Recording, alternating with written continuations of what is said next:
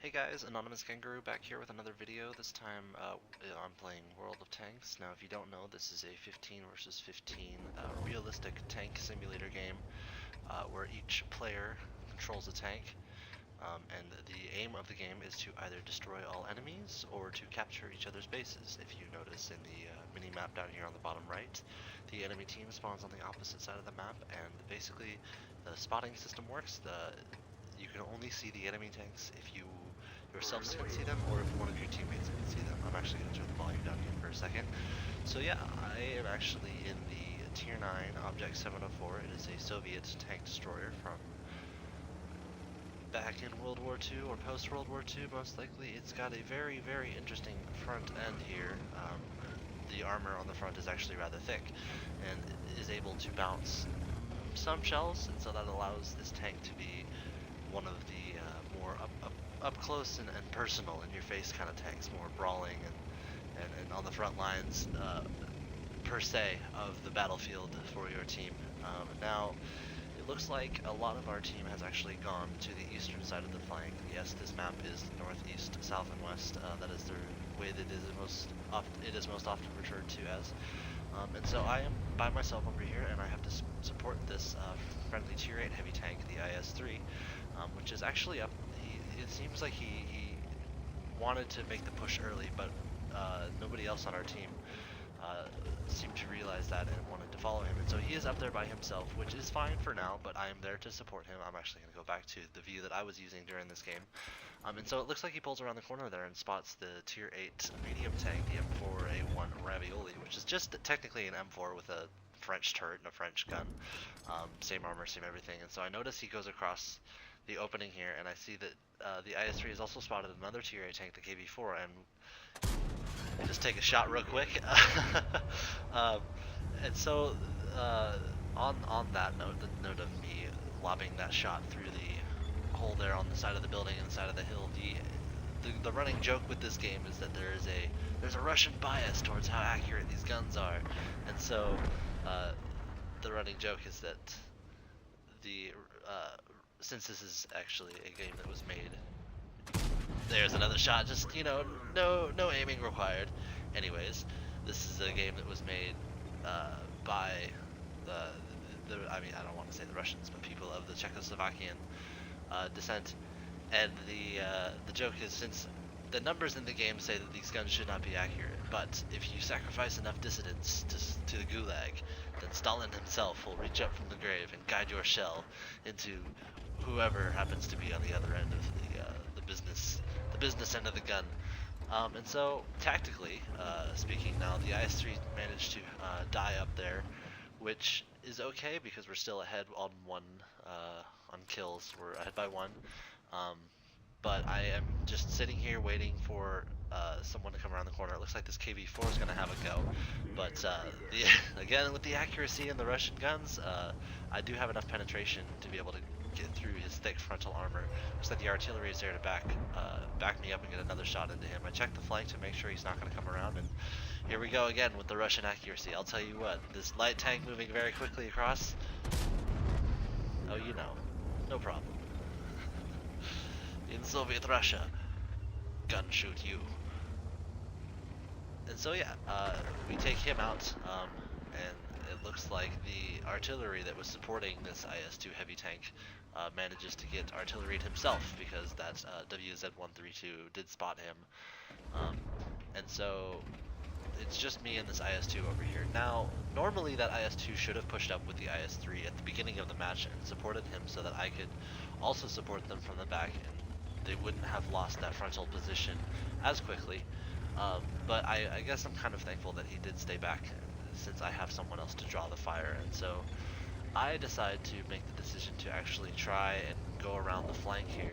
It takes me a minute to realize this, because I see that M103 is actually not too keen on coming around that corner, because I think he knows that I'm here and waiting for him to come around the corner so that I can shoot him. And so he's not willing to take that kind of a risk, especially in this kind of situation, even though they are down on one kill and they are in a much better position than we are. But if you pay attention to the mini-map, it looks like we are actually going to surround them and win this match in that respect. And so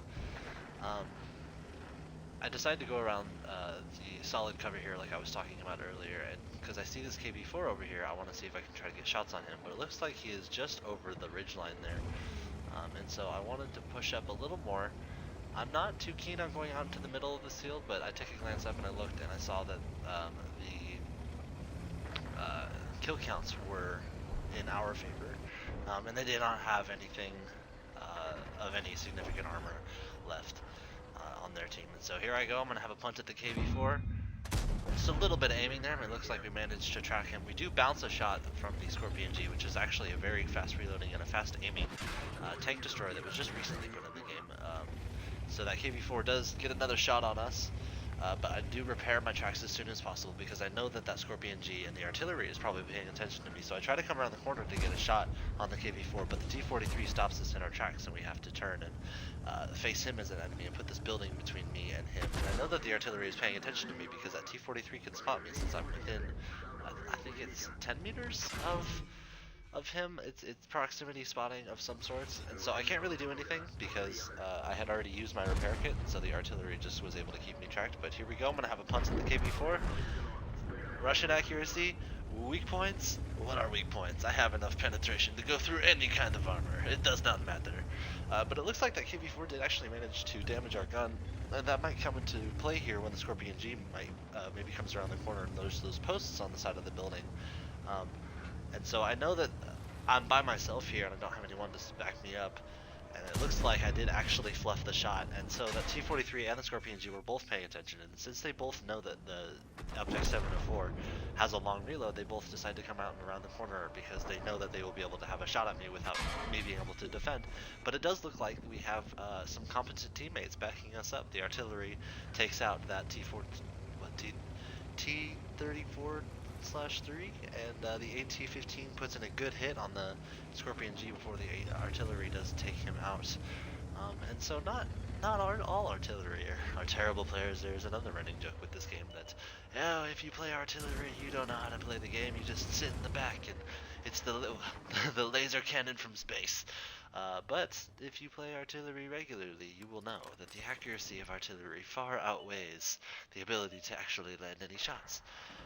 But yeah, I mean that's about it for this replay. I did 3,500 damage, got 3 kills. This is a relatively good game for me as a tier 9 tank because the higher up you go in the tiers with this game, the harder it becomes to make money. And so if you are able to do a good amount of damage and maybe a kill or two, you're most likely going to make a profit if you're not running a premium account.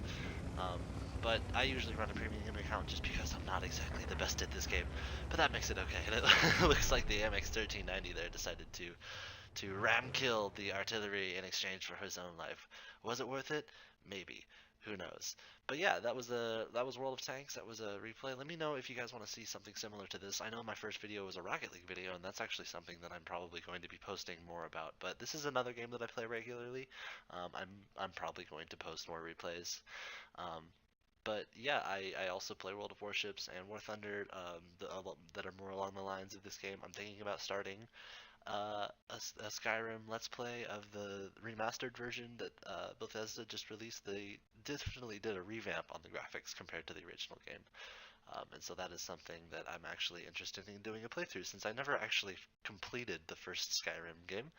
I actually am looking forward to playing that. But yeah, leave a like if you like this video, hit a dislike if you didn't like this video, but make sure to comment and tell me why you didn't like this video. Make sure to subscribe, and I will see you guys next time.